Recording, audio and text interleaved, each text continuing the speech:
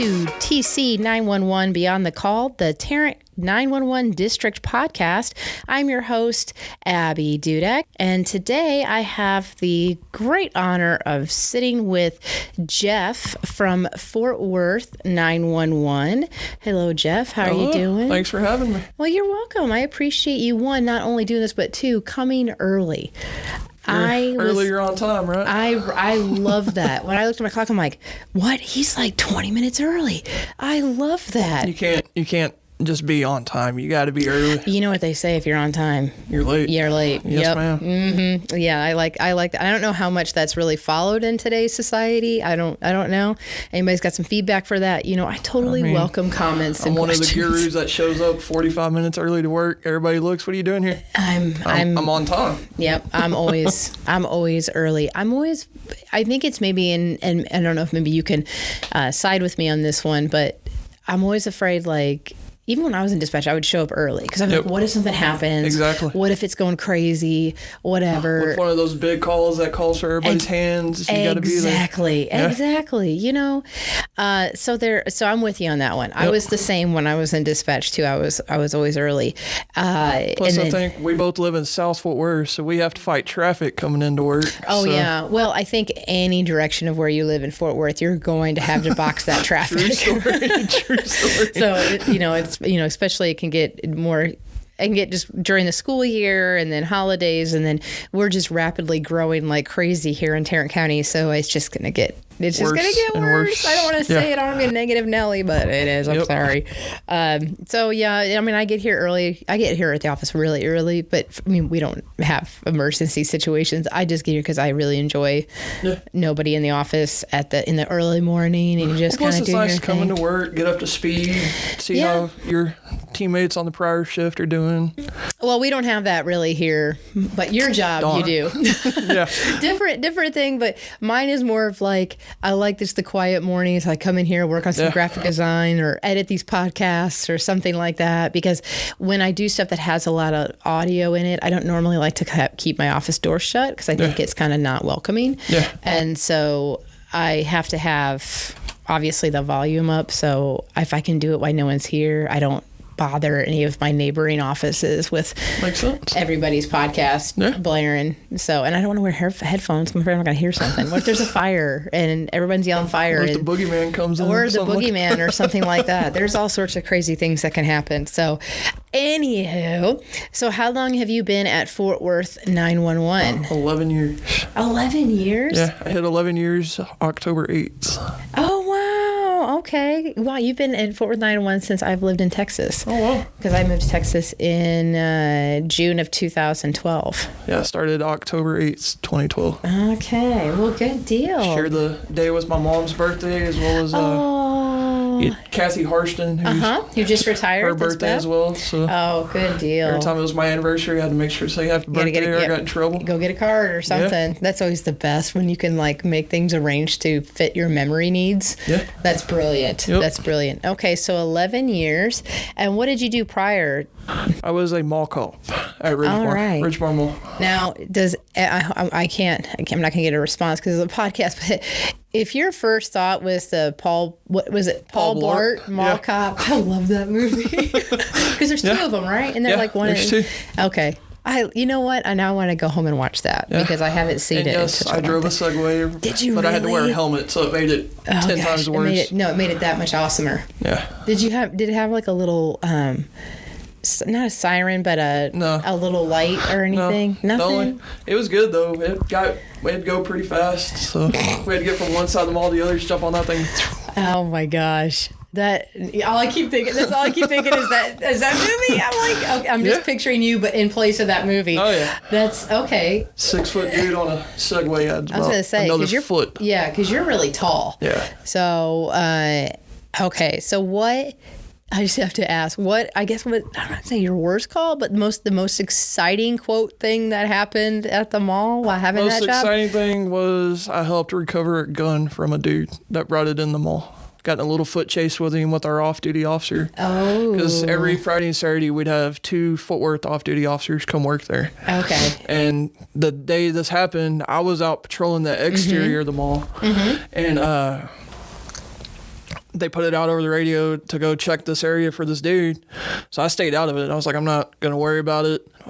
We change every hour. So every hour you go to a new position. So my next position was to go, patrol the interior of the mall, go walk around, and be there for the guests. And so I was doing my check-ins. We had to check in at certain parts of the mall. And I rounded the corner, and I told my partner that was with me, I was like, hey, what was that dude's description? And he told me, I was like, he's right there.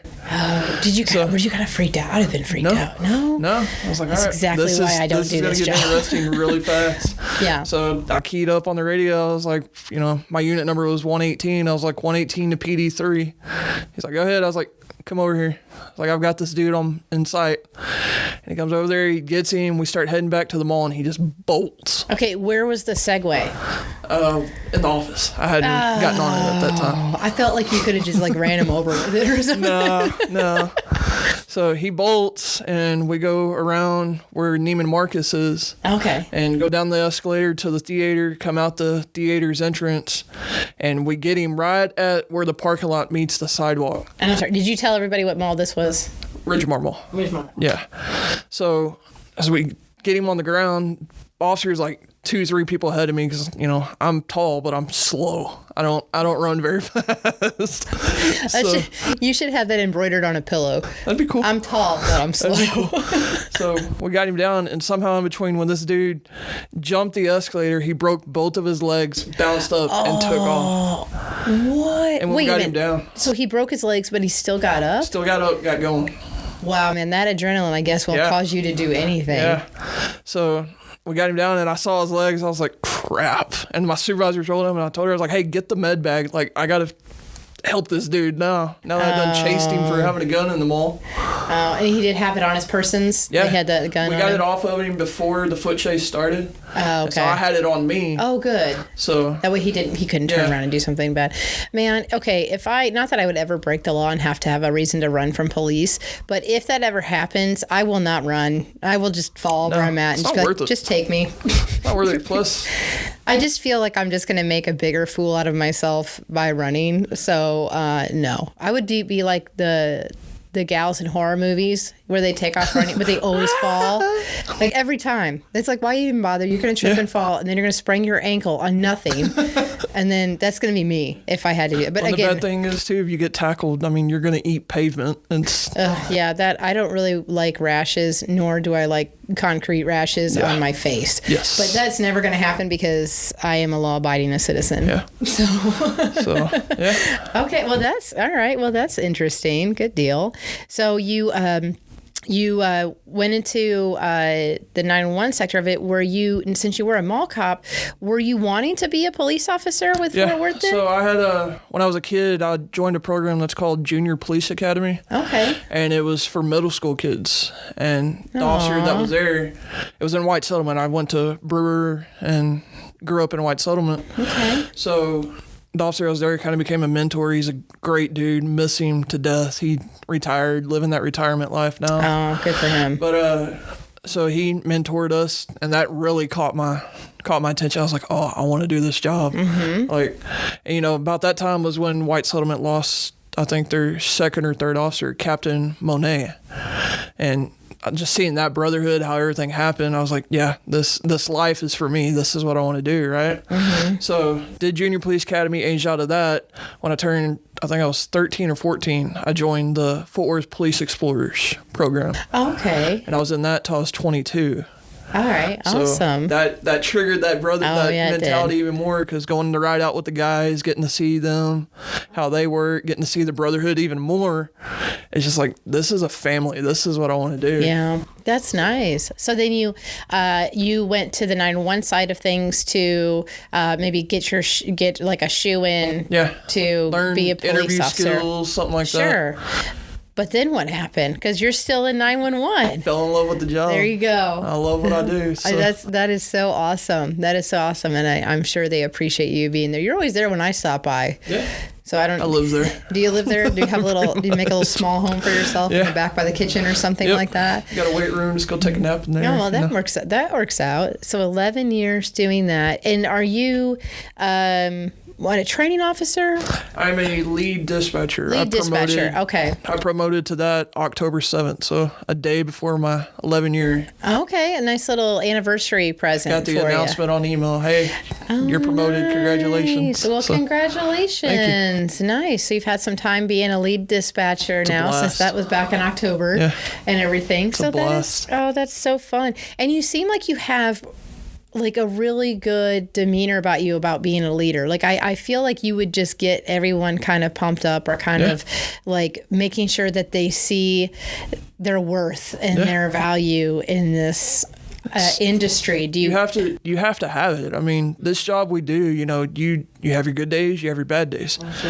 And having someone to lean on is what makes this job worth it. Like, prime example, we have a girl, she just had a couple of rough calls back to back, and she came in the office the next day because she had gotten it again, the same exact call, same call type, and she's like, I got another one. So the supervisor pulled her to the side. We're like, you're fine, you did everything you're supposed to, you're good, like, you're doing it. It's unfortunately like just the luck of the draw. It's kind of like, she's like, why does this keep happening? We're like, because you're so good at taking those calls. The dispatch god said, here, you get this call. You are fabulous, so we're going to give those. I'm sure everyone around her was like, oh, thank you, God. Yeah. But I'm sure she's doing great. But I could definitely understand where she's coming from. I mean, it's just constant. And then, that takes a toll on you. And it's the best now because, I was able to mentor before I got promoted. But now being a lead, like, I get to mentor the new guys. I get, the new folks. My shift is primarily all rookies, people that have been there 2 years less, a year less. And you're still on days, right? Are you on days? They assigned me to second shift. Oh, second shift. Okay, so the mid shift. So that is starting at... We start at... Right now, we start at 4 and we end at midnight, but our hours change December 30th, so... Are they already changed? No, they changed December 30th. Or yes, they have changed. Yes, they are. Like, you mean like this past December, you guys just changed? Yeah. So, okay, awesome. Well, yeah, because I know that every dispatch center is different. Because when I hear mids, some people mids are like 11 to 7, or So it's interesting that yours are 4 to midnight. Yeah. I guess it's mids because it's a 24/7 job. Yeah. But I'm kind of like, really? I guess, I've been working. All the good stuff happens at that time. I know. Get your pursuits, good. I know. You get the rush hour and then you get the late night fun. Mm-hmm. So that's always a good time. Yeah. So you've been there 11 years. You've fallen in love with the 911 industry, which is great. I love hearing that. When you first started and everything, did you think you were going to stay in there? Like, what was the moment that you were like, okay, I'm going to be a police officer. And then from when you fell in love with it, how long was that transition to you're just like, I'm staying here. I love this. 2-3 years in. Okay. Because the way we do it is when you get hired on, you start out in call taking. Mm-hmm. So you do that for a year and a half, 2 years, and then we'll move you over to dispatch training. Mm-hmm. So went over to dispatch training, I think my 3rd year in, and got to start doing that. Got to see where the fun was. So since you start doing so then right when you started doing the police radio, that's when you were like, I'm good here. You don't have to do the running. You don't have to do anything like that. So you should be good. Okay. So you plan on, this is it. You're staying, right? Yeah. Awesome. I'm invested now. So. That is awesome. Do you have a call that you can think of that, and that's okay if you don't. I know it's after 11 years, you're like, oh, I only got 5 million calls, Abby. Was there one in particular that you took that you just knew that this was your calling? Like you just took it, you got off the phone and you're like, yep. I'm supposed to be here. Yeah, I think it was a suicide attempt. I think I talked the person out. Talked them down from hurting themselves. So. Oh, good job. And that was your moment where you were just like, do you remember how far in that was in your career? No. It's just all a blur now, isn't it? Like a smear. Yeah. Yep. I love that. That's, and that just, folks at home, that just gives you, an inside perspective of what these women and men do in 911, with that example that you just gave us of, that's one of the calls that you were like, nope, I'm supposed to be here because I have, obviously, clearly you have a good way of communicating with the community in various situations. So appreciate that. That's fantastic. Yeah, no problem. What are some goals? Now I know you are you're a lead dispatcher. Right. So what are your goals? Where would you like to see yourself at Fort Worth 911 in 5 years? If not doing what I do now, hopefully promoted to supervisor. Okay, all right. Right now I'm having too much fun. You're having too much fun. That is great. I love that. That's a great response. So supervisor I guess your guys' manager is now a sworn officer. Yeah. Yeah. So okay. We brought sworn in. That's been a while. 2016. Yeah, that has been a while. And then last year you guys were hiring for assistant manager. Was that sworn? Is that sworn too, or no? Not at the time. Okay. I think it was civilian based, but I think they finally just pushed it to sworn. Like we still the assistant manager job is sworn. We still have an assistant manager that's on the civilian side. Oh, okay. So But the new position that came out this past October, was that sworn too, or was that? No idea, to be honest. Oh, okay. I didn't know if that was. I didn't really pay attention to it. I just they put the posting out. I already have a job, so I'm good. I don't need that leadership yet. You know what? I agree. There's jobs that come out here, and I post them on our website, but I never really read them because it's usually with the tech team, and they're way smarter than me when it comes to this stuff, so I'm not applying for that. Yeah. Nor would I understand the jargon that's in there. Okay, great. So you like to be a supervisor, again, from a lead to a supervisor.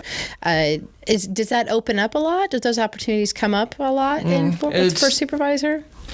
You just need someone to retire? Yeah, it's one of those, they got to either retire or they have to promote out. Do you want me to start sending out publications of things you can do when you retire, or retirement packages on cruise liners or anything, and just kind of maybe entice them? Some of them have a lot of years under their belt. Yeah. And, Yeah, there's one girl that's been there. She's not a supervisor. She's a dispatcher, but she's been there 30-something years, so we all kind of flock to her for Okay. I'm trying to think because I'm like, I don't know if you want to say who it is, but you may not want to, or this person may not want you to. Yeah, either. I don't think she'd want it up. Yeah, because I'm trying to think, because a lot of them that haven't have left and retired. Yeah. And so I'm like, I think I know. I think I have a think I have her picture in my head. I'm pretty awesome. Sure. Yeah. She's really very cool. Nice. Okay, great. So you have the goal to be a supervisor. And are there any other like extracurricular activities that you do through dispatch? Do you join them anything? Events or? No, not events. We kind of have designated people that go out and help on that. Mm-hmm. But I train. I help train.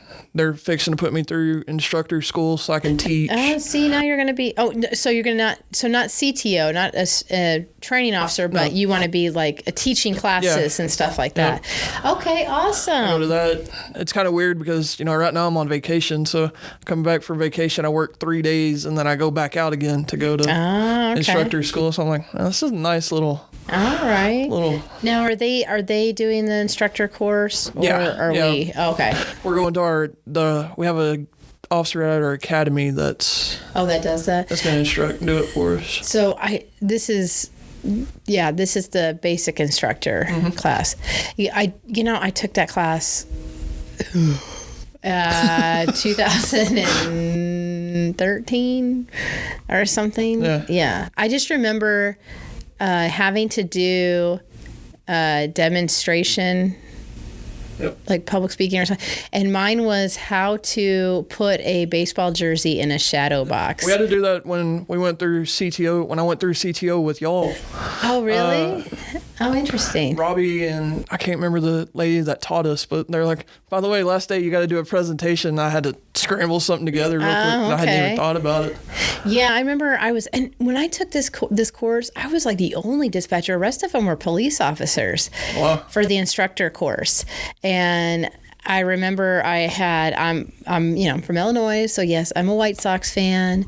I know it's not the Rangers, but hey, we had our good moments. Rangers have their good moments. Now they've had their bad moments. Go Rangers. Yes, go Rangers. But I'm not a Yankees fan, so that actually keeps me safe around here. Oh, nice. So, because I've heard that no, absolutely not. You can't go that far up. I think it's in between the Rangers or the Yankees and the Astros. Astros now. Oh yeah, no. Keeps you safe. So. Oh yeah, I'm good. So the White Sox is neutral ground. So I do wear Rangers stuff like when the Yankees are in town or whatever like that. So, but anyway, the jersey I chose was my Paul Konerko signed throwback 1975 jersey. Oh, wow. That was, I'm going to be buried in that thing. That I did that. And I remember they were all giving me a hard time because it was a White Sox jersey and everything.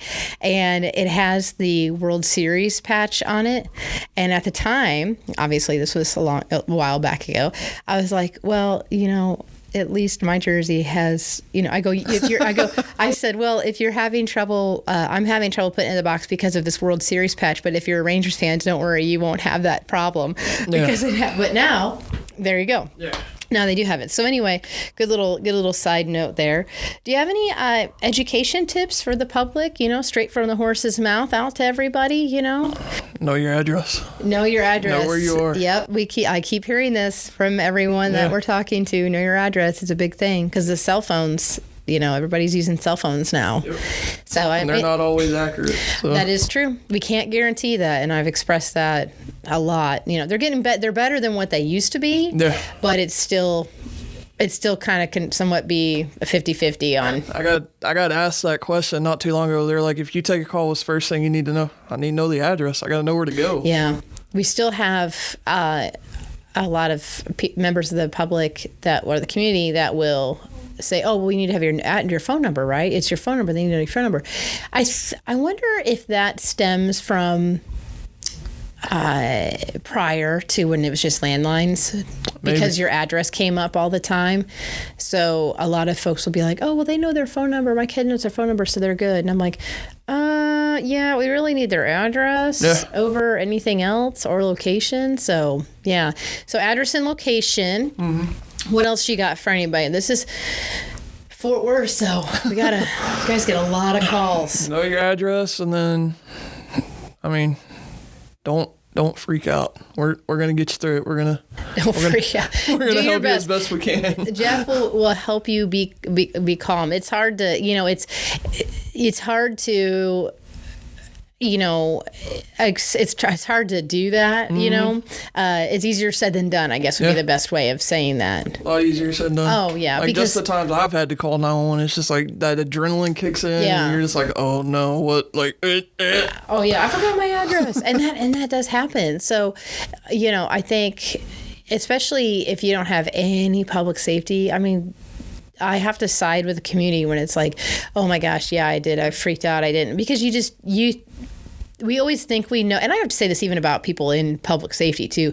We always think we know what we're going to do in a situation, but knowing what to do in a situation when it's calm and it's not going on is completely different than it actually happening. And then you're fight like, or flight syndrome and then you're like, oh, here we are. Yep. And now I've just lost all the information that I needed to know. So, but to piggyback on what you said, you and your fellow 911 headset heroes are really good about, helping someone through it. You guys are gonna hold their hand. You guys are gonna make sure that they need to help. They're not gonna just. That's what the job is.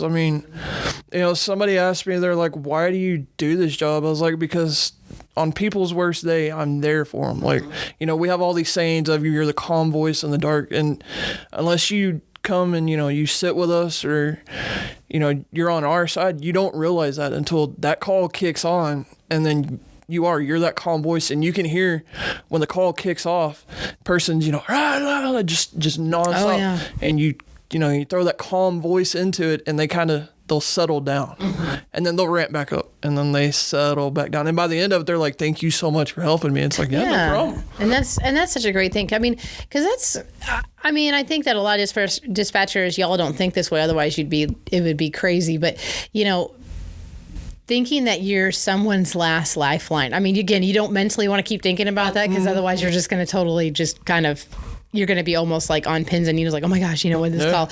But I feel that all the dispatchers that do this career, you don't think about it, but the public obviously sees it as like, wow, you're someone's last lifeline. That's it. Like, it's 911. There's nothing else past that. There's not another phone a friend or anything like that. Exactly. Like, that's it. So, being able to do this job, I always say that, it takes a special person to do this job, because you're not only a 911 dispatcher, but you're also a psychologist. You are a got buddy. So many hats you are everything. You're a best friend. You're a brother. You're a sister. You're everybody to whomever's going to call, because you don't know what you're going to pick up. And I'm sure you have times where it's been like one call, and it's unfortunately calling 911 with a non-emergency happens, which we want to help that. Please don't do that. So, like, oh, my neighbor cut my half of the tree down. And then you hang up that call, and the next one's like, we had a fender bender, but everyone's fine. But then the next one is, my baby stopped breathing, or we just had a huge accident. Were you working during the big ice storm a couple of years back? Yes, the big 35 one. Yeah, I was on shift when it happened. Oh gosh. Dispatcher so the way that played out is, yes, we had the calls coming in, but we actually had an officer that he was going, so it all happened southbound, right? Mm-hmm. So he was going northbound heading to work. He was taking the long way to get to his beat. And he saw it happen, so he keyed up on her air, and she worked it from her channel. Totally another side of town that shouldn't be affected by this. And she handled the entire thing from her channel. It was really cool. And y'all, just to recap, we're talking about the massive tragic accident on 35 southbound express lanes a few years back and everything. So I just, I didn't even ask Heather when she came and did her podcast if she was working that day also. I was on shift, and then when I went, because I used to live in far north, Fort Worth, that's right. What we call far north, which is the Alliance area. I call it the nosebleed section of Fort Worth. That too. After we got off shifts, I took the long way home because I knew I wasn't getting on the freeway. Like, they had that freeway shut down for hours and hours and hours. That was so. And you could see it. It was. As weird as this is to say, it was a sight to see, just to see all those cars. Yeah. It's definitely, I keep thinking of the videos because it was all over TikTok. Mm-hmm. Everyone was filming, and it was just really, really difficult to watch. And a part of me was kind of like, I really wish people wouldn't do that. I mean, it's tough because that's where we are right now in society, is, instant gratification of videos and finding out what's going on. But it's also disturbing because a lot of people lost their lives, and that was just really, really hard to watch that. You were working the radio channels, or were you taking calls too? I was on our west side, in our west division. So again, totally not affected by it, but I still had to push resources out there to go help, because it basically became what we call an all call, where everybody just kind of got sent to it to go help, because there were so many people. Mm-hmm. So many cars, and like, even when we were out there, accidents were still happening. They're like, hey, we need to get this resolved. Like, we need to shut this road down. Yeah. Like, somebody get up there and go do it. It was just, man, because this was also during the pandemic. So our office was closed. So we were home, which I was I was grateful that none of our staff was, obviously, and a lot of places were closed because it was during the pandemic. So I was just kind of thinking, like, I know it's sad and it's tragic for those that have, those that have lost their lives. But then I think if we weren't a pandemic and everything was open, how worse would that have even been with with everyday traffic? I don't even want to think about that one. I mean, that's just, But so anyway, that's, wow. Well, thank you for working that. I can't even imagine what that day was like, regardless of what your duties were at the communication center. That was massive. Well, the cool thing is, when we have stuff happen, that happened. When we have other things happen, when shootings come in, or we have pursuits kick off, something big happens. Sure. Everybody knows their place. Oh yeah. Everybody's helping. So, I was there. I was making sure. Of course, that was 4 years ago. I was making sure the supervisors were up to speed on what was going on. Of course, they're listening because they have radios at their consoles. But, helping my teammates with what they needed. And that's one thing I love about this job is, when stuff happens, we all just come together. Yeah, and jump in and start helping. Yeah, because you guys, between in our district, just talking about Tarrant 9-1 districts area, you and Arlington would be our biggest cities, and this is true to say with any big city in our country, is that the bigger the city, you're going to have more calls, you're going to have more things that go on each day because it's bigger. It's, that's just, it is what it is. With the size, that's gonna increase your calls and, traffic accidents and, other crime issues and whatnot that may come in. Because with you guys, you may get one shooting on one side of town and then it can happen again on the other side of town or in the same area or something like that. Yep. So I don't know how you guys do it. My hat's off to y'all, because I'm just like, even when I sit in my house, I hear sirens, or I'm like, God, that's like the fourth set of sirens I heard go by. I'm just like, oh, it's just nonstop. So luckily luckily you guys are all separated by like North Division. Yeah, we run South. 6 sides of town. Yeah, so. But even those are really big. Yeah. I'm like, wow, I don't know. Again, I just don't know how y'all do it. But I will say, and I promote this anytime I talk to a Fort Worth person, my Fort Worth app. Download my Fort Worth app. That will help you guys so much, doesn't it? Because it just alleviates the calls. It helps with the call load, and plus, I have it on my phone. I have it on my phone too. I love it. I use it very rarely, but the times I do use it, it's like, okay, now I don't have to call them, tie up a line. Right. Putting it in, I can just throw it in on there. It has, yes, it's not going to let you do certain things, like it's not going to let you put in a minor accident. It's not going to let you put in a disturbance. But like if you see like a traffic hazard, if you see, one of the biggest ones we get are panhandlers. People will put it in on there. Oh, right.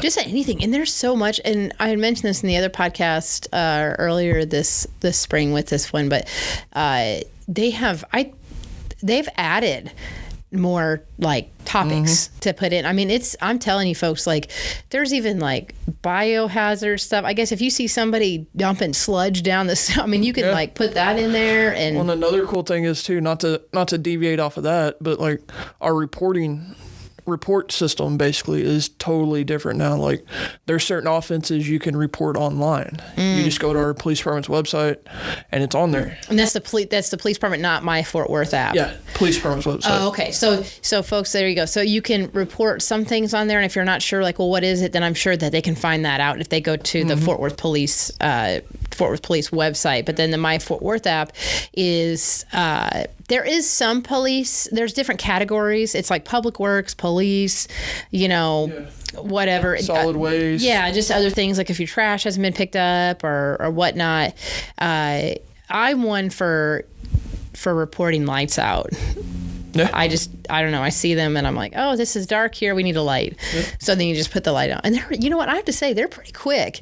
They are. At least for the light part of it, because I put it in like, this was actually when I lived up north, and I put it in, and then like, I'll be darned, it was like the next day, and there was someone out there just working on the light. I'm like, that's amazing. Yeah. And I'm one too. I rolled down the window. I'm like, oh, thanks for what you're doing. I'm always appreciative of everybody that helps out the community, no matter what your job is.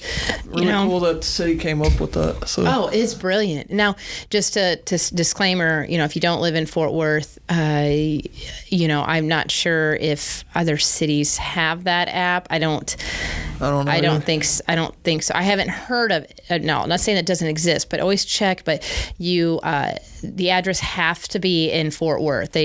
So I know sometimes jurisdiction can get a little wonky around here because there's pockets of this. And if I lived across the street, I'm in Haltom. But if I live here, I'm in Fort Worth. So I get how it can be a little confusing. But just double check. I always say, the GIS department always taught me, check your trash cans.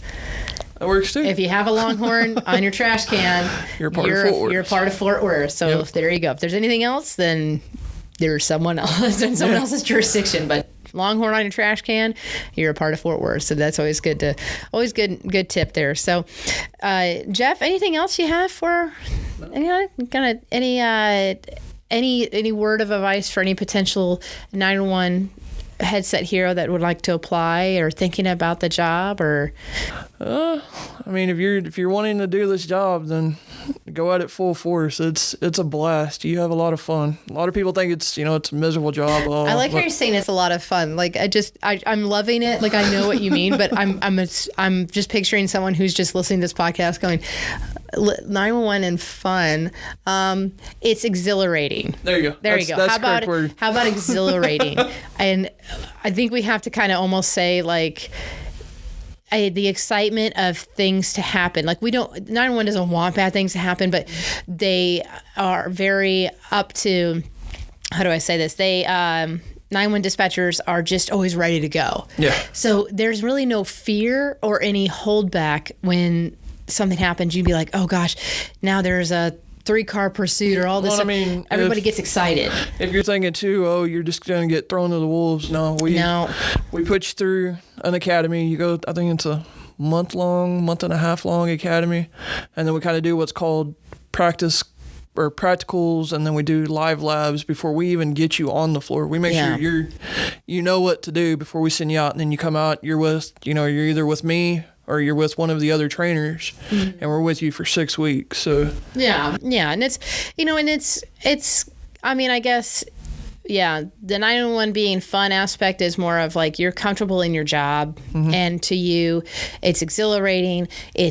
You like the excitement of helping others. Yeah. So I think that's where kind of the word fun comes in, to kind of that way we can kind of maybe brush that up of like that's what, there's no roller coasters, there's no party poppers, that kind of fun. It's more of like the fun exhilaration of the job of getting it done, doing it accurately, and helping save lives and everything, which I can see your enthusiasm. Like I really can. Like it's just radiating off of you. So that is great. If not, I tell people, and I told a friend last night or not before, I was like, if this job is, if not the best job in the world. Oh, that's awesome. I love it. It gives me goosebumps. I love that. Well, that is so awesome. Well, Jeff, thank you so much. Thanks for having me. Well, you're welcome. And one, for what you do. Appreciate it. And your attitude towards the industry is just electric. So that is amazing. And those that are interested in, if you're like listening to Jeff and you're like, oh my gosh, I want this guy to be my supervisor, you can always check in on Fort Worth Police's website to see if they are hiring. I know that it kind of goes periodically throughout the year when you're hiring. Open it back up, so if you want to do it. Well, you might have, it might have been open a little bit like this past couple of months or something like that. We try to put it on our website, but there's just like sometimes there are short stints, and then you have to you have to change it and stuff. But just save it as one of your browsers, and or one of your pages, and then just check it and see if they're hiring at the time and things like that. And you could one day be mentored by Jeff here and going and having a good time at the 911 Center in Fort Worth. So love to have you. Thank you so much again for your service, and thanks for coming on the podcast. And everyone, thank you so much for listening and supporting the Tarrant County 911 District podcast. And I am looking forward to yet another episode. Next week, we have new episodes every Monday, and you can listen to this podcast on all of your favorite podcast platforms. Or if you haven't downloaded it, you can also listen to it off our website. So if you're in an area where you can't get your apps going, just go to our website and you can listen to it there with no downloading needed. So you're going to go back and listen to all the episodes, Jeff? Oh, yeah. Okay, great. I really need you to do that. There's going to be a quiz later. So thanks again, everyone, for listening, and I hope that you have a fabulous week.